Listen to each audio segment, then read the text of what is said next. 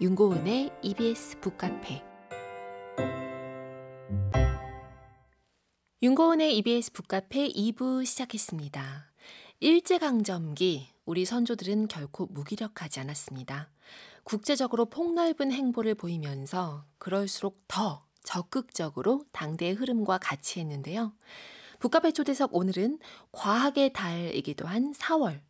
암울했던 시대의 아픔과 비극을 과학으로 극복하고자 했던 이들의 이야기. 읽을수록 빠져드는 조선판 판타레이. 조선이 만난 아인슈타인을 품고 북카페에 오신 민태기 작가님과 함께합니다.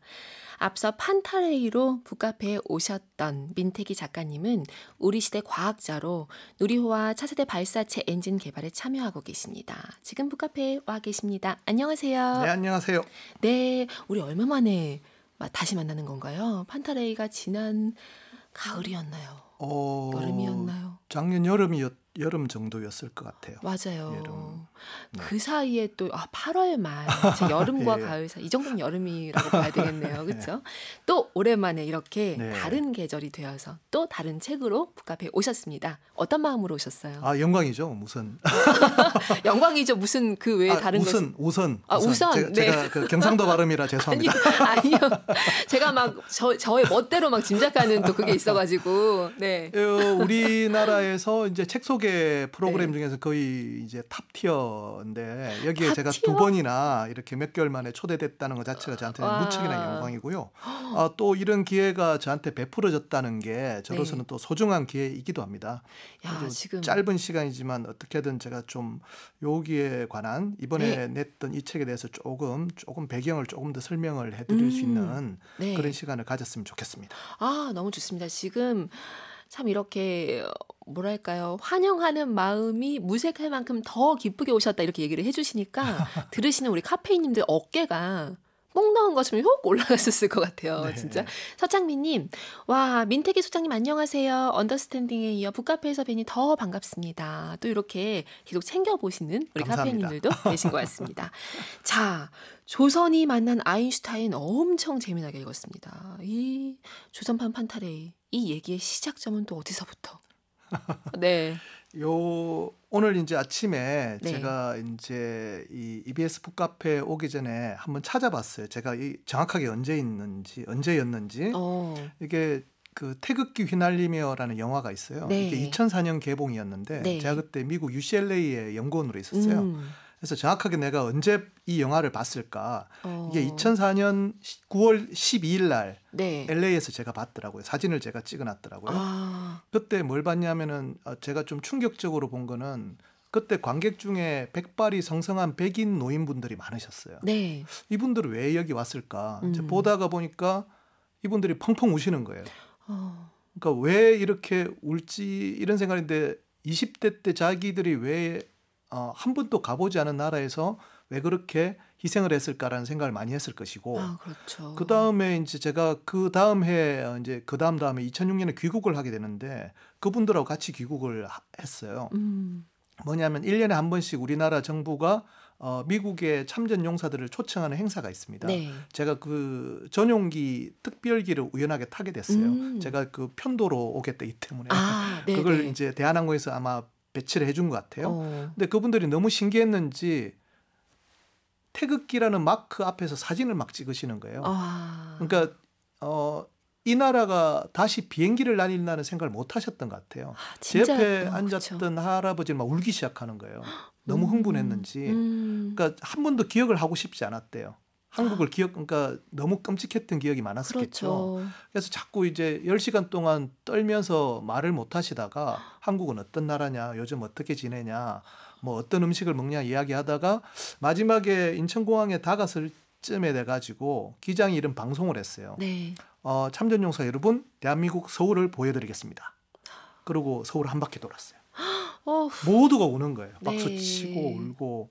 그러니까 그때 떠났을 때는 그냥 황무지였겠죠. 그때 우리 옛날 사진 보면 그렇죠. 6.25 때. 근데 그때 제가 의문을 품기 시작한 게 그러면 우리는 언제 이렇게 빨리 성장할 수 있었을까? 우리 아버지들은 얼마나 힘들었을까? 네. 그렇다면 이 시점을 우리가 이제 찾아야 되는데 그래서 이 태극기 휘날림이 영화를 보다 보니까 다시 한번 볼 때 보면 6.25가 일어나는 그 순간에 이 주인공들이 신문을 펴봐요. 네. 호예요 이렇게 나오는 게 있거든요. 그게 잠깐 주인공이 신문을 펴는데 그 위에 보면 크게 괴뢰군 돌연 남침을 기도 이런 게 나와요. 네. 그리고 싹 지나가요. 궁금하잖아요. 그렇죠. 저 신문이 진짜 있었을까? 네, 그러니까 이런 궁금함을 보통 우리는 놓치기 쉬운데 네. 아시잖아요. 판타레이의 민태기 작가님이시잖아요. 안 놓치시겠죠? 네. 찾아봤더니 실제 그 신문 있는 거예요. 아, 실제 하는 똑같은 신문에. 화면에. 근데 재밌는 거는 괴뢰군 돌연 남침을 기도돼 있고 왼쪽에 보면 국력은 과학력이라고 돼 있어요. 그러니까요. 이건 또 뭔가 끝도 없는 판타레이의 세계가 또 펼쳐집니다. 그래서 보니까 그때 보니까 이제 이 일제시대 때 자연과학에 대한 무시 때문에 문과 이과로 나눠지고 네. 그 폐해 때문에 우리가 과학을 무시한다. 그게 판타레이의 마지막 에필로그였습니다. 네. 근데 그거를 가지고 제가 새로 책을 써야 되겠다고 해서 이번에 이제 조선이 만난 아인슈타인을 쓰게 된 거죠. 와. 그분이 바로 우리나라 최초의 물리학 박사시고 네. 그다음에 당시 문교부 차관이시고 한때는 야구 스타이셨고 네. 그다음에 한국 물리학회를 처음 만드신 분이고 근데 그분에 대한 인생에 대해서는 또 잘 안 알려져 있고 그렇죠. 이걸 어떻게 해야 될까 그런 고민을 하게 됐던 거죠. 그러니까 UCLA에서 그때 태극기 휘날리며 본 게 저한테는 가장 큰 충격 중에 하나였어요. 어떻게 보면 이런 것은 참 우연에서 시작된 것 같기도 한데 네. 그렇죠. 그 비행기 타신 것도 그렇고요. 네. 모든 게 우연인데 그날 그 순간이 아니었어도 어떻게 해서든 작가님은 이 책을 쓰셨을 것 같다는 생각이 듭니다. 약간 운명처럼. 네, 그 생각을 제가 이제 많은 질문을 받을 때 이런 답을 하는데요. 네. 어떠한 천재가 천재를 만나서 세상을 바꾸는 게 아니고 이 세상은 평범한 사람들이 바꾼다.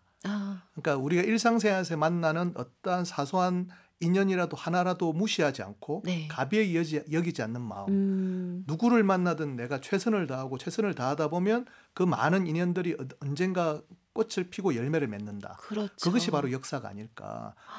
우리나라 역사도 아마 그랬을 것 같아요. 네. 그분들의 그런 어떤 일상을 살아가는 그 세세한 디테일을 우리가 놓치지 않을 순간 앞으로 우리 이제 후손들한테 해줄 이야기가 더 많겠죠. 그렇죠. 그 생각을 하게 됐습니다. 지금 민태기 작가님 오시자마자 해주신 얘기 들으시고 벌써 엄항용님이 그때 뵙고 판타레이 책 구입했는데 오늘 새 책도 사게 될 것 같은 느낌적인 느낌이라고 하셨고 감사합니다. 네, 그리고 안정숙님은 우시네요. 지금 벌써 눈시울이 뜨겁습니다. 그러니까 부모님 세대 생각하면 저희 또래는 그 생각 많이 할 거예요. 너무 네. 어려웠거든요. 궁핍하고. 그렇죠. 근데 그분들이 아니었으면 우리가 이렇게 풍족하게 살 수가 없거든요.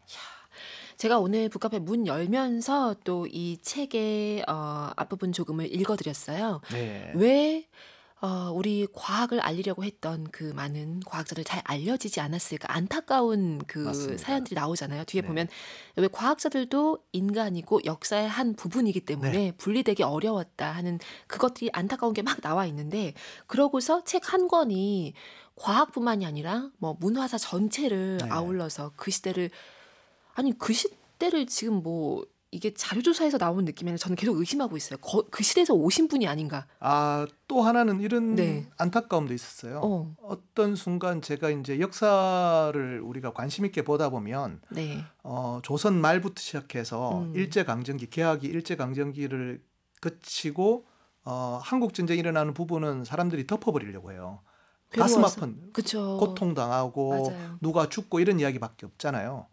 그런데 이제 만약 우리가 이렇게 아무것도 없는 폐허에서 이렇게 빨리 성장할 수 있었다는 것이 그 암울했던 시기가 누군가 노력했기 때문에 이 뭔가 밑바탕이 씨가 뿌려진 것이라면 그것은 찾아내야 되잖아요. 그렇죠. 그게 만약 과학이라면 오히려 더 희망적인 이야기를 후세들한테 할 수가 있겠죠.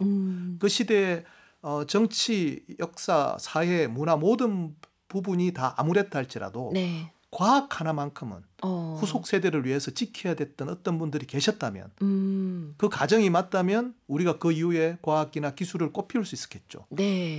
그것들을 갖다 찾아내는 게 오히려 저의 임무가 아니었을까 우리 세대에 생각을 하게 됐고 오히려 그렇게 되면 희망 섞인 이야기를 그 시대가 어두웠던 게 아니라 너무나 어둡고 힘들었기 때문에 어떤 것으로 극복하려 했던 우리 조상분들의 네. 이야기를 엮어낸다면 역사는 다시 한번 재구성될 필요도 있다. 그렇죠. 이런 생각을 하게 됐죠. 네, 외면할 시기가 아닌 거죠. 앞으로 네. 덮어두기만 할 것도 아니고. 자, 그러면 우리 1920년대부터 시작을 해볼까요? 네네네. 네, 그 시기는 세계 과학사에서 어떤 시기였고 또 한국은 또 어땠는지. 네, 일단 영화를 생각해 보시면 네. 영화 그 미드나잇 인 파리 그 시대. 그 시대예요. 네, 너무 서구는 그렇게 됐고 네. 그다음에 문학으로 치면 위대한 개츠비. 그러니까 그 1차 시대. 대전이 끝나고 네. 너무나 풍요롭게 이제 세상은 발전할 것밖에 없을 거라고 굉장히 미래에 대한 확신이 강했고요. 네. 우리나라 지식인들도 똑같이 그렇게 생각을 했었고 과학도 그렇습니다. 그러니까 이 시대를 아르데코 시대라고 하는데 네. 그러니까 여성들의 그 치마가 이게 펑퍼짐한 게 아니라 이렇게 쫙 달라붙는 걸로 모자가 긴 챙이 아니고 이렇게 동그랗게 헬멧처럼 되는 거. 네. 그게 아르데코 시절에 네. 그게 이제 대표적인 게 1919년에 네. 그 에딩턴이라는 영국의 과학자가 일식 때 개기 일식 때 태양 뒤에 있는 별이 보인다는 걸 발견합니다. 태양 뒤에 있으면 별이 보일 수가 없잖아요. 태양에 그렇죠. 가려서. 그렇죠. 근데 개기 일식이 딱 되다 보니까 그 태양의 빛이 가려지니까 바로 뒤에 있는 빛이 이렇게 보이는 게 되는데 그게 중력 렌즈라고 합니다. 네. 태양의 빛도 중력에 휜다. 이게 일반 상대성 이론이거든요. 1915년에 일반 상대성 이론이 이때 증명이 됩니다. 네. 그러니까 20년대는 야, 우리 인류가 드디어 새로운 세대로 넘어간다.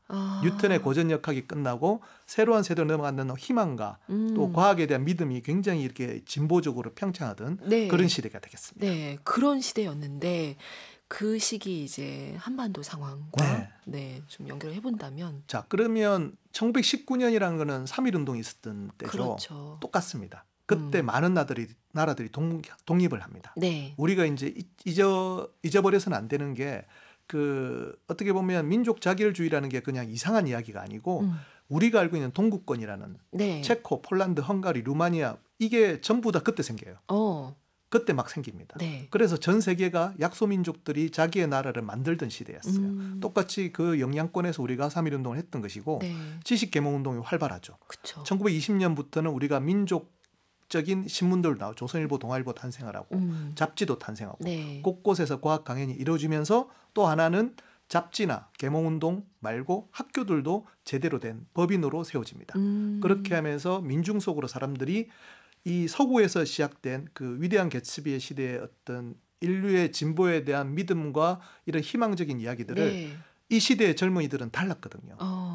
굉장히 빨리 깨쳤거든요. 그렇죠. 서구에서 배우기도 했고 그것들을 한반도에 이렇게 급속하게 뿌리기 시작합니다. 지금 이 시대의 젊은이들이라고 표현하셨는데 그래도 한 100년 전이잖아요. 네. 근데 꼭 지금 시대 우리 MZ세대 얘기하는 것 같기도 하고 우리 MZ세대는 사실 없는데 어쨌든 그런 느낌 들기도 하고 이분들은 서구를 그렇습니다. 이미 경험했기 때문에. 근데 그땐 진짜 유행이 지금만큼 빠르진 않을 거라고 생각했지만 이 책 보니까 그렇지도 않더라고요. 아니죠. 바로 그냥. 막 뭐 책들도 원문으로 읽고 원어로 읽어가지고 바로바로 전달하고. 어디서 뭔가 일어났다면 바로 해야 되는. 그러니까 굉장히 호기심 많은 우리 조상들의 모습을 볼 수가 있습니다. 야, 너무 놀랍습니다. 지금 이 시대에 이제 어떤 일들이 벌어지는지 오늘 계속 만나실 수 있을 겁니다. 우리 지금 이쯤에서 어깨 퀴즈를 드리고 가야 할까요? 네, 한번 어깨 퀴즈를 그러면 이쯤에서 드리고 가면 너무 아직 그 힌트가 없으려나 싶기도 하지만 궁금합니다. 참여하실 수 있는 우리 카페인님들 많은 정답과 오답 보내주시기 바랍니다. 북카페 초대석 어깨 퀴즈. 자, 오늘의 어깨 퀴즈. 1896년 4월 최초의 순 한글 신문인 독립신문을 창간한 이분은 누구일까요? 이거 뭐 네. 힌트를 좀 더 드려야 되겠죠. 드려야죠. 1884년에 갑신정변을 주도한 인물이시고 미국으로 망명해서 1890년에는 조선인 최초의 서양식 의사가 되었고요. 조선인 최초로 또 자전거를 최초로 탄 사람으로 알려져 있기도 합니다. 와, 힌트 됐나요? 우리 카페인님들. 네, 혹시 잘 모르겠다 하면 뭐 검색 찬스도 뭐 쓰실 것을 저희가 막을 방법은 없습니다. 정답 혹은 오답도 환영합니다. EBS 라디오 어플 반디로 무료로 보내주실 수 있고요. 휴대전화 문자 샵 1045 50원 100원의 유료 문자로 보내주셔도 됩니다. 오늘 사연 보내주신 분들 중에 추첨해서 민태기 작가님의 북카페 에디션 조선이 만난 아인슈타인 선물로 드리겠습니다. 지금 우리 카페인님들 막 참여를 많이 하고 계십니다. 정은숙님은 지금 들으시면서 한국과학의 선구자들 1호 물리학 박사 최규남님 1월 종이신문 보고 스크랩 해놨다고 하셨습니다. 제가 이분에 대한 사연을 쓴 게 있거든요. 그러니까요. 이 책까지 쭉 이어지면 네. 정말 헤어나실 수 없을 것 같습니다. 박진경님 자전거 하면 엄복동이라고 하셨는데 그분보다 몇십 년 전에. 더 몇십 년 전에. 1895년에. 네. 그러니까 그래서 지금 이 책에 보면 조선이 만난 아인슈타인의 그 초반에 보면 이분 부부가 네, 자전거를 딱 이렇게 잠시 이렇게 세워둔 채로 사진 찍은 그 장면이 있는데 뭔가 약간 분위기가 싸하게 느껴질 정도로 마치 싸운 사람들처럼 그렇지만 싸운 거 아닌 거잖아요. 네, 그렇죠? 긴장하고 있는 뭐 그런 느낌이겠죠. 그런 사진도 나와 있습니다. 누굴까요? 네, 보내주세요. 우리 음악 듣고 가겠습니다. 어떤 음악 가지고 오셨어요? 역시나 제가 이 책을 쓰게 된 가장 큰 계기가 된 그 영화 태극기 휘날리며 네. 그중에 에필로그. 에필로그를 네, 제가 검색해 보니까 한 번도 우리 북카페에서는 이게 된 적이 없는 방송된 적이 없는 거라서. 어떻게 그걸 저는 이렇게 검색해 보시고 오시는 거기 보면 다 있잖아요. 뭐 그렇긴 한데요. 근데 그 생각 자체를 하신다는 게 너무 놀랍습니다. 북카페에 있던 카페인 분들의 수준이 높기 때문에 했던 것도 하고 이러면 싫어하실 거거든요. 그렇군요. 적어도 여기에 나오는 초청을 받았다면 영광으로 생각을 하고 네. 이전에 어떤 게 있었는지 다 좀 찾아보고 와야죠. 우리 카페인님들 어깨에 지금 날개 돋칠 것 같습니다. 네, 이동준의 음악 그럼 에필로그 듣고 올게요. 윤고은의 EBS 북카페와 함께하고 있습니다. 북카페 초대석 오늘은 조선이 만난 아인슈타인을 품고 오신 민태기 작가님과 함께하고 있습니다. 지금 퀴즈 드렸는데요. 조선인 최초로 자전거를 탄 사람으로 알려져 있기도 하고요. 그리고 조선인 최초의 서양식 의사가 되기도 한 분. 네, 여러 가지 이제 힌트와 문제가 있었는데 4033님. 급 검색했다고 하시면서 주시경 하셨습니다. 아니죠. 주시경은 네. 서재필 선생이 발탁한 인물. 네. 자, 우주희님은 와 북카페 음악까지 미리 다 검색하시는 성실함이라니 정말 대단하시네요 라고 하셨는데 그냥 생활일 것 같아요. 저는 이번 책 읽으면서 특히 더 얘기를 하다 보니까 우리 역사의 막 움직임과 3.1운동과 그것이 이제 뭐 미국과 프랑스와 어떤 영향을 끼쳤는지 쭉 정신없이 휘말리다가 급류에 휩쓸리듯이 휘말리다가 보니까 베트남의 어떤 인물이 또 등장하기 시작하면서 그 청년의 이름이 호치민이었다. 이렇게 이어지는데 막 등골이 서늘하면서 그것도 제가 2002년에 UCLA 있을 때 2002년이 아니지 2003년인가 UCLA 있을 때 읽었던 거예요. 버클리 대학 박사 논문이었어요. 호치민 His Missing Years. 그의 이제 알려지지 않은 이야기였는데 베트남 작가가 정치학자였나 누군가 박사 논문이었을 거예요. 거기서 제가 그 코리아 프로비저널 거버먼트 대한민국 임시정부 단어 보고 제가 울 뻔했어요. 그 사람은 그게 뭔지 잘 모를 거예요. 그 의미가. 그렇죠. 그 베트남 학자는 잘 모를 그렇죠. 논문 쓴 사람은 우리한테는 엄청 중요하잖아요. 그렇죠. 그때 파리에 있었던 그 대한민국 임시정부는 무슨 의미겠습니까? 그러니까요. 그러니까 이런 얘기들이 이 책에 굉장히 많고 읽다 보면 아까 이제 작가님이 얘기하신 것처럼 그 시기 자체가 굉장히 많이 독립과 이런 기운들이 막 솟고 그리고 우리의 영향력이 다른 국가에도 많이 끼쳤던 그렇습니다. 서로 주고받았던 그런 시기였다는 거죠. 그 시기에 과학이라고 하는 것이 또 어떤 힘을 갖고 있었는지 계속 얘기를 해보도록 하겠습니다. 아인슈타인이 노벨상을 받기도 전에 상대성 이론을 소개한 조선의 잡지들이 있었고. 네, 그렇습니다. 그쵸. 최초의 잡지는 공우라는 잡지고요. 이게 그 우리 대한제국에서 어떻게 이공계 교육을 해야 되겠다고 싶어가지고 상공학교라는 걸 만들어요. 네. 그 대한제국 때. 그러다 그게 계속 이어져가지고 경성고등공업학교 또는 뭐 경성공업전문학교라는 게 만들어지거든요. 네. 그게 1918년에 1회 졸업생을 배출합니다. 이분들은 우리나라 최초의 이공계 엘리트라는 생각이 되게 강했어요. 1회 졸업식은 너무 뭉클한 것 같아요. 이 책에 또 몇 차례 나오는데. 그래 이분들이 잡지를 만드신 게 그게 공우라는 잡지고 그게 1920년에 아까 말씀드렸던 대로 19년에 에딩턴이 그 계기일식 때 중력 렌즈 일반 상대성 이론을 증명하는 현상을 발견하니 20년에 이분들이 알리기 시작합니다. 아인슈타인의 상대성 이론을. 근데 왜 알렸느냐? 그게 더 중요합니다. 과학적인 호기심이 아니었어요. 우리나라 사람들은 그때 나라 잃고 떠도는 유태인들에 대해서 동질감을 가지고 있었어요. 네. 똑같잖아요. 나라 잃고. 그런데 그때 무슨 일이 벌어지냐면은 유태인들이 팔레스타인에 학교를 먼저 만듭니다. 우리 이스라엘이라는 나라는 1948년에 만들어지고 20년에 이미 학교를 만들어요. 그러니까 국가 전에 학교를? 네, 학교부터 만듭니다. 그때 그 대학이 히브리 대학이고요. 지금 노벨상이 한 14명, 유발 하라리가 거기 출신이죠. 거기를 그때 먼저 만듭니다. 그때 우리나라도 똑같이 3.1운동 직후에 학교 만들기 운동을 했거든요. 밀립대학 기성회라든지. 그렇다면 우리도 할 수 있는 거 아닐까? 우리 어떤 나라의 대학을 만들 수 있다면 그게 뭔가? 그게 과학의 힘이다. 도대체 아인슈타인이 어떤 사람이길래 상대성 이론에 어느 정도 힘을 가졌길래 없던 나라에 대학을 만들 수 있을까? 그 생각을 하게 되는 거죠. 그러니까요. 그렇게 해서 막 알리기 시작하는 거죠. 그런 아인슈타인이 노벨상 수상 소식을 그 도쿄로 가면서 일본으로 가던 배에서 들었다면서요. 그게 20년인데 그때는 아인슈타인이 노벨상을 못 받았을 때고요. 22년 초에 아인슈타인이 그 일본으로 가는 계획을 발표합니다. 그때도 전이었어요. 그러다가 일본까지 가는 게 몇 달이 걸리잖아요. 그 배 위에서 전해지는 거죠. 그때부터 조선에서는 폭발적으로 계속 아인슈타인 특집 기사가 계속 나옵니다. 거의 뭐 며칠에 한 번씩 나왔던 것 같아요. 제가 검색을 해보면 그 해만 수십 건 이상이 나옵니다. 일거수일투족이 다 보도됩니다. 그리고 특집 기사 중에는 실제로 아인슈타인을 만났다는 사람도 나오고 그리고 이제 심지어 밀립대학 기성의 사람들은 일본에 보내가지고 아인슈타인을 만나기를 시도합니다. 만나기를 시도하고 일본까지 왔으니 조선에도 한번 와달라. 이 정도였죠. 결국 조선에 오지는 못했지만. 못했기 때문에 오히려 거기에 일본에서 유학생들이 그걸 들었겠죠. 그분들이 2023년에 1923년에 그러면 조선반도에 아인슈타인의 상대성 이론을 알리는 전국 순회 특강을 만들자고 합니다. 그걸 시도했던 거죠.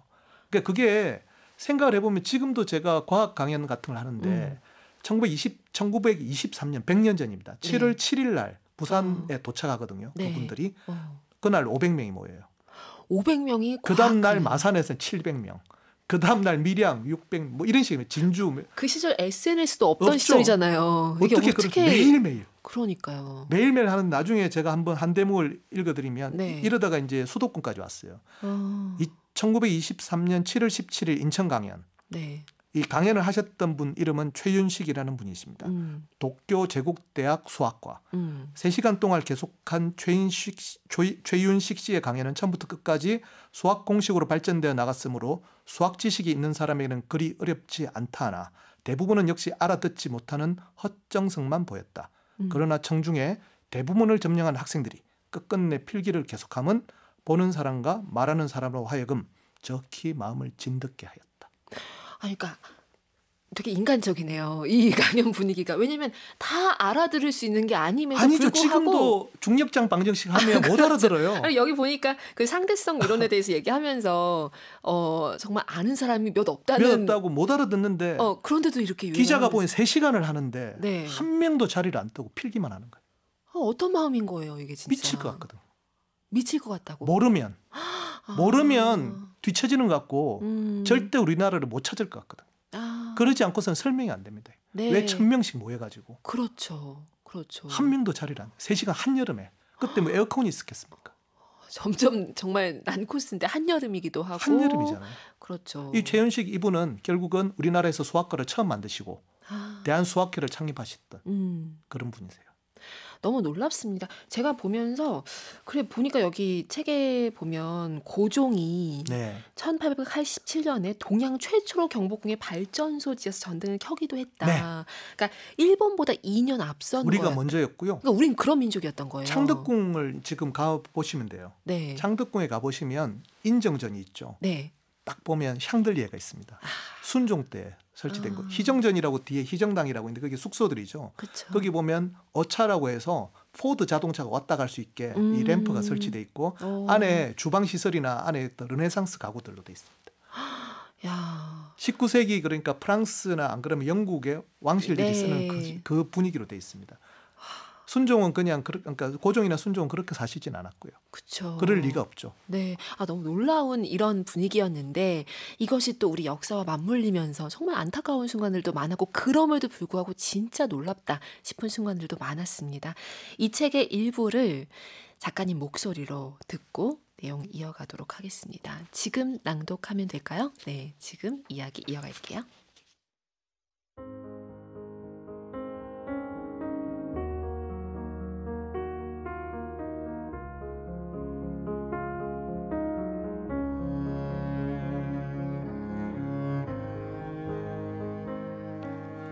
왜 과학을 알리려던 이들은 잘 알려지지 않았을까? 이 물음에 대한 답을 찾다가 안타깝게도 가슴 아픈 우리 역사를 발견했다. 과학이 역사의 산물이듯 그들 역시 자신이 발딛고 있던 시대와 분리되지 않았다. 개화기의 혼란이 그랬고 일제강점기가 그랬으며 좌우분열과 남북분단이 그러했다. 그래서인지 엄연히 기록이 남아있지만 답답했던 이 시절을 굳이 알려고 하지 않았고 묻어두었으며 심지어 외면했다. 서양 과학사에서 수많은 과학자가 혁명과 반혁명 사이에서 공화파와 왕당파를 오가고 때로는 서로에게 총구를 겨눴듯이 우리도 그랬다. 중간은 허용되지 않았고 선택만이 강요되었다. 그렇게 양쪽에서 공격받고 친일 논란에 사상과 이념까지 얽히며 하나씩 잊힌 것이다. 한편으로는 힘든 선택이었기에 후회하지 않으려고 앞만 보고 달려야 했을지 모른다. 선택이 옳았음을 증명해야 했을 것이다. 우리의 과학 기반은 그렇게 만들어졌다. 식민지와 전쟁으로 폐허가 되었지만 수십 년 만에 이루어낸 엄청난 발전은 그 결과다. 이것이 얼마나 경이로운지는 한국전쟁 참전용사들의 눈물이 보여준다. 분열과 전쟁은 우리에게 치유하지 못할 상처를 남겼지만 그 시절을 견뎌했던 사람들은 더욱 자신을 다그치고 가족을 부양하며 잿더미의 폐허에서 살아남기 위해 몸부림쳤다. 당연히 많은 고민과 노력이 있었고 그 생생한 기록과 흔적이 곳곳에 남아있다. 잊어야 할 역사가 아니다. 오히려 그 기록을 찾아가는 과정에서 현재 우리가 어떻게 만들어졌는지 더욱 잘 볼 수 있다. 이 책에는 이 시절을 겪어낸 할아버지, 할머니와 부모 세대의 이야기를 담았다. 그들 역시 누군가를 살펴야 하는 가장이었고 누군가의 사랑을 받는 사람들이었다. 우리의 근현대사는 이분들의 선택과 노력으로 만들어졌다. 이 책은 그분들에 대한 헌사다. 최선을 다해 그 시절을 견뎌낸 당시 과학자들의 이야기를 후속 세대에게 전달하는 것이 우리 세대의 의무일 것이다. 그들이 어떤 모습으로 살았고 어떠한 평가를 받든 이 땅의 모든 기록은 잊지 말아야 할 소중한 기억이기 때문이다.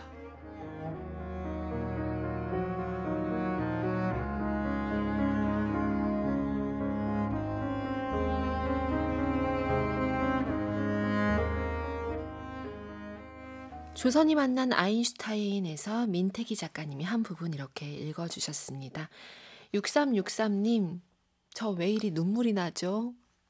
네, 작가님 강연하실 때 네. 들으시면서 우시는 분들도 계실 것도 같아요. 네, 네. 그렇죠? 저도 좀 울컥울컥해요. 그 강연하는 사람도 듣는 사람도 울컥울컥 할 수밖에 없는 아까 우리의 역사. 읽었던 그 상대성 이론은 강연을 듣던 사람들의 그거를 갖다 기사로 남겼던 그 기자는 어떤 마음이었을까? 그렇죠. 왜 이러지? 이렇게까지 해야 되나? 그건 진짜 불꽃이 막 타오르는 네. 느낌일 것 같아요. 박혜연님은 오늘 이야기 픽션인 줄 알았어요. 이런 중요한 사실을 왜 지금까지 몰랐을까요? 억울한 마음까지 들어요. 라고 하셨어요. 그래서 이 연구자들도 대단하지만 그들의 발자취 추적해서 엮어내는 민태기 작가님도 정말 훌륭하십니다. 아인슈타인과 어깨를 겨누는 조선의 과학계라니 가슴이 벅차요. 네. 저도 그 시절의 분들을 갖다가 왜 이렇게 하냐면은 때로는 우리는 이렇게 생각할 수도 있겠습니다. 우리가 이제 근대화에 뒤처진 것은 그 시대 분들이 과학을 몰랐다 정도로 그냥 끝내면 안 되고요. 네. 이미 상대성 이론, 양자역학도 이때 다 하셨거든요. 근데 그 이야기를 우리가 잊고 사는 거는 약간 좀 죄책감이 들어요, 저는. 잊고 사는 것은 죄책감이 든다. 네, 우리 조상들이 그렇게 무기력하게 다 하고만 있지 않았을 텐데 그렇죠. 왜 이렇게 패배주의적으로 말을 하는지 잘 이해가 안 돼요. 너무나 중요한 책인 것 같아요. 그래서 더 우리가 알아야 되는. 엄학용님은 어깨 퀴즈 정답은 아니지만 하시면서 메이저리그에 진출했던 투수 서재흥 선수 생각나요 하셨는데 이 책에 보면 또 재미난 얘기 나옵니다. 연희전문학교에서 양자역학을 그린 야구 스타. 이분은 너무 유쾌하신 분이라 이분의 그 생애 인터뷰가 이렇게 남아있거든요. 영상으로 남아있는데 너무 유쾌하신 분인데 키가 180이십니다. 키가 180. 자, 우리 아까 제일 처음에 이제 태극기 휘날리며 보면 이제 신문을 읽는 장면이 나온다고 했는데 거기 보면 괴력은 도련 남침을 기도가 있고 왼쪽에 공력은 광역. 문이과 구문 이거 빨리 없애야 된다. 1950년 6월 25일 날 주장하셨던 이분이 최규남 당시 문교부 차관이신데 제가 이제 판타리를 쓰고 그러니까 판타리는 꽤 오래전부터 썼지만 그거를 쓸 때 최규남이란 분이 어떤 분이실지 이런 내용을 쓴 분이 어떤 분이실지 검색을 했어요. 검색을 하면 제일 처음 이렇게 나옵니다. 투수. 깜짝 놀라셨겠네요. 동일 인물인지 알 수가 없죠. 그렇죠. 왜냐하면 뭐 연희 야구의 거성 최군. 연희 전문이 우리 야구 연맹대회 처음 우승했다는 거예요. 근데 그 우승을 이끈 사람이 이 최규남이라는 친구인데 이 양반은 축구부도 우승을 이끌었대요. 축구부는 꼭 골키퍼였다.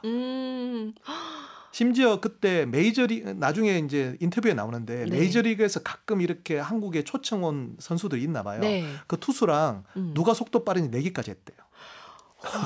그러니까 이 사람이 동명이인이 아니라 동일인이라는 것을 아시게 된. 그 다음을 추측을 하다 보면 이분이 이제 유학을 간다고 하는데 신문에 나옵니다. 너무나 유명한 스타니까 야 이분이 이제 그 최규남 군이 미국에 가면 미국 스포츠, 대학 스포츠에 대한 기사를 본지에 송고하기로 되어 있다.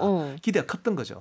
근데 가서 물리학 공부한 거예요. 그러니까 연락도 없고 어디로 튈지 알 수 없는. 그 뒤에 이제 이런 대목이 나옵니다. 그 뒤에 이제 1931년의 일인데 그때는 이제 대학 졸업생이 많지 않아서 대학 졸업생들의 일화들이 신문에 많이 실렸나 봐요.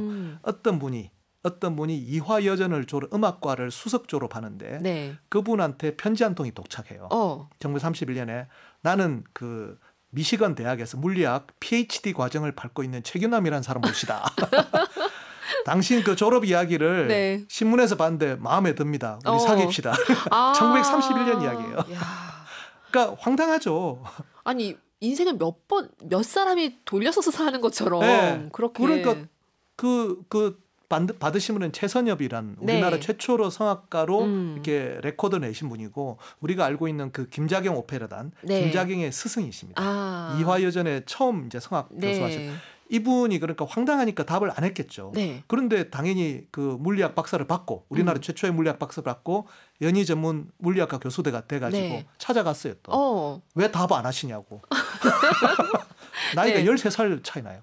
13살 차이. 와. 말을 못 하잖아요. 저돌적이네요. 그런데 그 오빠가 연결해주고 현재명 이런 분들이 연결해주셔가지고 둘이 되게 행복하게 살아요. 이분 재밌어요. 인생이 무슨 영화 속 인물처럼. 그러니까 굉장히 인터뷰도 명랑하고요. 너무나 밝게 웃으시고 키도 180이고 잘 이렇게 얼굴도 깔끔하시고. 그리고 이제 그 어려운 시절에 그러니까 그 서울대학교가 어떻게 망가지냐 하면은 6.25 때 이제 총장들이 다 납북되거든요. 혼자 남았어요. 혼자 이제 가가지고 할 수 없이 자기가 총장을 해요. 할 사람이 없어가지고. 그리고 거기서 한국물리학회를 만드신 거예요. 영화 국제시장의 부대가 됐던 그 부산국제시장. 그 시장의 모퉁이에 보면 한국 물리학회 창립 기념비가 있습니다.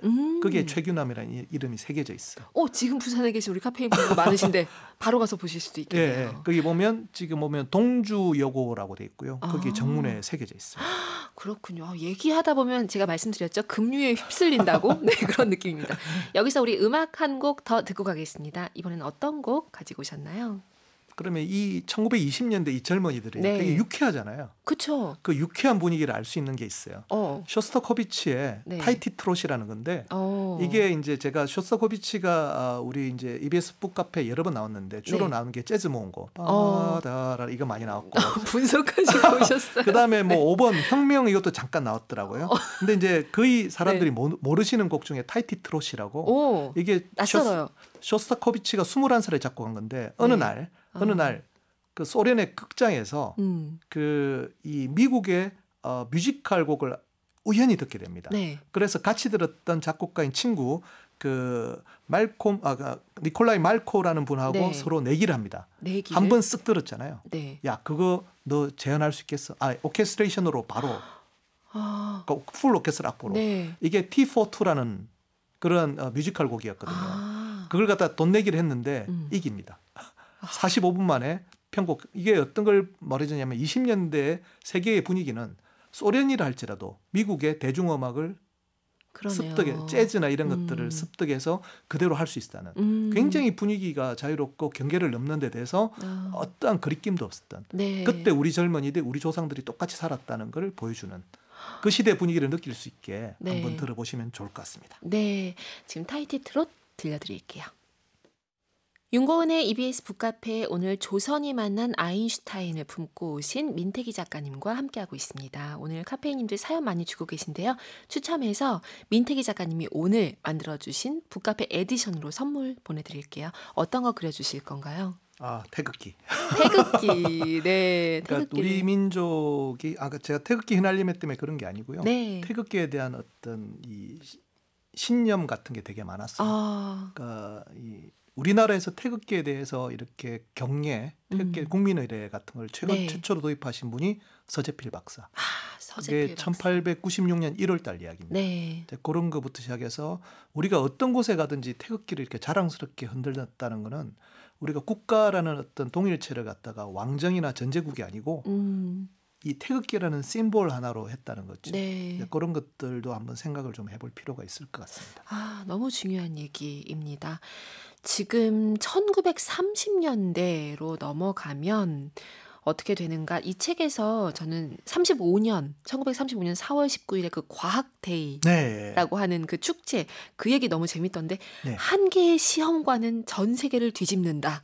이런 구호가 있으면서 막 자동차가 행진하고 그러더라고요. 그렇습니다. 이게 처음에는 34년 4월 19일 날로 시작을 했어요. 그때 이제 찰스 다윈의 길 50주년인가 뭐 60주년 그 정도 될 겁니다.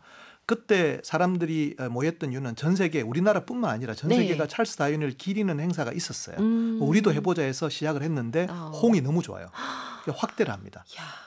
이때 확대를 하신 분이 김용관이라는 분이신데 이게 경성고등공업학교 1회 졸업생 그분이십니다.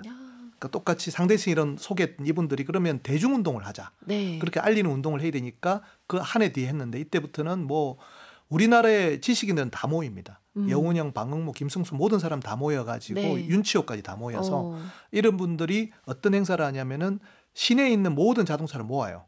그때가 1934년인가가 아마 올더스 헉슬리의 멋진 신세계가 나왔을 때일 겁니다. 포드라는 거는 신문명의 상징이었거든요. 그 멋진 신세계 읽어보신 분은 알겠지만 그래서 포드 자동차를 이렇게 막 내세우고 그다음에 또 하나가 이제 홍남파 선생님이 과학의 노래를 작곡합니다. 그러니까 프로펠러가 나와요. 그때 프로펠러 나오고 그다음에 한 개의 시험관이 세상을 바꾼다. 그러니까 뭐냐면 과학을 알면 아인슈타인처럼 우리가 비록 나라가 없지만 우리가 언젠가는 나라를 찾을 수 있다는 우리가 독립을 할 수 있다는 믿음을 주는 게 그 도구가 과학이라는 생각을 너무 강하게 했던 거죠. 결국 그래서 이분들은 또 탄압을 받으세요. 그렇죠. 아니 보니까 이런 게 좀 계속 이렇게 뭔가 팽창할 것 같은데 역시나 또 보니까 이 집회가 이제 또 독립운동을 한다. 이 간판 일제에 의해서 또 탄압을 받고 구속됩니다. 구속되고. 과학대회 행사했다고 해서 구속이 되고 체포되고 그래요. 네. 너무 왜냐하면 한 개의 시험관이 세상을 뒤집는다. 너무 뻔한 너무 그러고 이분들이 잡지를 내셨는데 그 과학조선이라는 잡지를 내셨어요. 그 1페이지 창간호 1페이지가 이순신 이야기부터 합니다. 이순신과 그러니까 여기 표시가 있어요. 굳이 이순신과 거북선 이야기 우리가 한때 이렇게 해서 일본을 과학으로 무찔렀다는 이야기를 왜 굳이 일제강점 한복판에서 그런 이야기를 하냐고요. 근데 거침이 없었던 거죠. 아니 그렇죠. 괜찮아? 두려울 거 없어. 사실이니까. 그냥 하는 거예요. 그냥. 그래서 안타깝게 이제 너무 호기로운 분들이신 거죠. 네, 감내한 거잖아요. 감수하고 간 거죠. 자, 그러면 이분 얘기도 재밌던데요. 이임학 학자. 이분은 어떻게 보면 우리 그 해방 이후의 비극이나 이런 걸 다 가지고 있는데요. 이게 좀 중요한데 경성제국대학 결국은 이제 우리나라에서도 대학을 만들어야 되겠다는 운동 그게 이제 만들어지니까 경성제국 첫 번째 대학이라는 게 1924년에 만들어집니다. 경성제국대학. 그런데 여기에는 이공계 교육을 안 시켜요.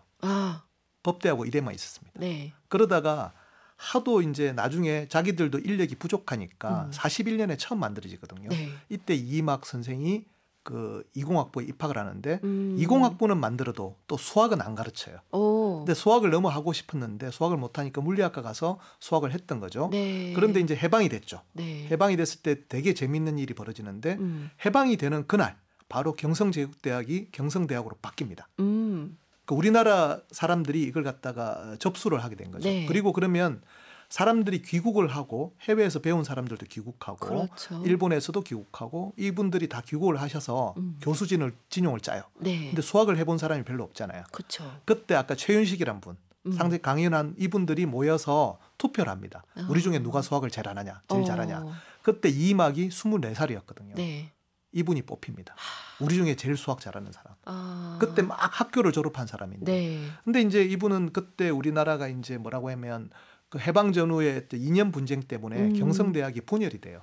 한 절반 이상의 우리나라의 과학기술의 인사들이 월북을 하게 되거든요. 그렇게 만들어진 게 김일성 종합대학이고 이분도 거기서 잠시 강의를 하다가 이건 아니다. 북한의 실상을 보고 이거는 도저히 뭐 내가 이거 이렇게 하려고 독립을 우리가 원했던 건 아니다 해서 가족들을 데리고 다시 월남을 합니다. 그러니까 월북을 했던 이력이 있으니 이게 월남을 했다고 되진 않잖아요. 다시 최윤식 선생이 불러드립니다. 야야 괜찮아. 서울대에서 강의를 시작합니다. 그러니까 최윤식 선생하고 두 사람이 이제 강의를 했는데 교재가 없잖아요. 해방된 날에 무슨 아무것도 없죠, 뭐 한국어 교재가 없잖아요. 미친 듯이 번역을 하기 시작합니다. 그러다 혹시나 싶어가지고 미군들이 버리고 간 쓰레기까지 뒤집니다. 그러다 거기서 미국 그 수학회보에서 최신호를 우연히 읽게 돼요. 집에서 읽게 되는데 그 수학의 대가였던 막스 초른이라는 분이 계세요. 그분이 수학회보 이런 문제를 합니다. 내 평생 이렇게 했는데 이 문제는 진짜 못 풀겠다. 이임학은 집에 들어가서 24살인데 야 이걸 왜 못 풀지? 내가 풀 수 있겠다. 끄적끄적 해가지고 편지를 보내야 야 내가 풀었다? 그러니까 천재요. 천재죠. 그렇게 실립니다. 막스 초르는 그 이후에 그러니까 이 때문인지 모르지만 한 번도 그 이후에 논문을 쓰신 적이 없어요. 43년 동안 안 쓰십니다. 놀라운 분입니다. 그리고 자기의 논문이 실린지도 모르죠. 우리나라는 그런 저널도 없어요. 그러다가 또 6.25가 일어나잖아요. 겨우겨우 피난 가서 거기서도 미군이 버리고 한 뭐 이런 것들을 보면서 캐나다에 또 어떤 교수가 했던 걸 보고 야 너 틀렸다 야. 그러니까 캐나다 교수 깜짝 놀란 거예요. 그러니까 초청해서 내가 박수 줄 테니 오라 그래가지고 캐나다에 갔던 거죠. 거기서 또 뭐 세계적인 그 군론이라고 해서 갈루아 이론 같은 걸 다 번역하시고 지금 세계 수학 사전에 나와 있는 대한민국의 수학자는 이분 하나밖에 없어요. 이임학. 이제 허준희 교수가 이제 나오겠지만 그 이전까지는 이분이 최고였어요. 우리 카페인님들 이런 이야기들 사실 책에 엄청 많고요. 저 진짜 이렇게 마음이 급해질 수가. 아니 벌써 50분이 넘다니. 정말 어떡해요. 자 일단 우리 퀴즈 정답 발표하겠습니다. 오늘 퀴즈 정답 문제가 이거였어요. 조선인 최초의 서양식 의사로 최초의 순 한글 신문인 독립신문 창간한 분 누구인가? 서재필입니다. 네, 서재필 의사였습니다. 자, 오늘 정답자 먼저 발표할게요. 임민수님, 1717님, 최혜진님 세 분께 이 태극기 그림이 담긴 북카페 에디션 조선이 만난 아인슈타인 선물로 드리겠습니다. 북카페 홈페이지에서 다시 한번 확인해 주세요. 주소 남겨주시고요. 제가 이 질문 꼭 드리고 싶었는데 이 수많은 역사, 인물들 다 이렇게 만나시면서 가장 안타까운 순간이 언제였는지. 네. 두 개가 있는데 하나는 여운형 선생. 네. 여운형 선생이 어떻게 암살되시냐면 이분은 이제 체육을 되게 중요시하셔가지고 조은기정 선수를 이제 베를린 올림픽에 내보냈죠.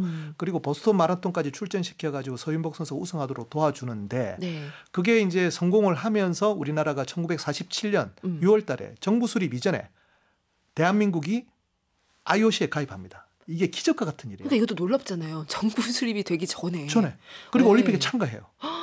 근데 그 너무 기뻐가지고 올림픽 참가 기념 운동대회를 열어요. 거기에 축사로 가시다가 암살되십니다. 그런 시대였어요. 그게 한 면에 이렇게 나와요. 너무 눈물 나는 장면이고요. 이게 책에 있는데 읽다가 그 부분에서 막 너무 안타깝더라고요. 두 번째가 이제 전쟁이 일어났을 때 서재필 선생이 살아 계셨거든요. 서재필 선생이 미국의 이제 세 번째 망명. 결국은 그때도 여운형하고 어떻게 해보려고 했는데 여운형이 암살되면서 다시 돌아가세요. 그러니까 다시 미국으로 가서 이렇게 했는데 50년에 6.25가 일어나자 되게 힘들어하세요. 51년 1월 달에 사망하십니다. 그 친구가 그 장면을 동영상으로 남겨놓은 게 있어요. 증언을 하게 울어요. 그 친구분이 우시면서 노인분이시. 그가 사막하자 우리 모두는 안도했다. 그가 너무 고통스러워했기 때문에. 그게 육성으로 남아 있습니다. 그런 순간들, 이 책 쓰시면서 정말 많이 안타깝기도 하고 또 뭉클하기도 하고 하셨을 것 같습니다.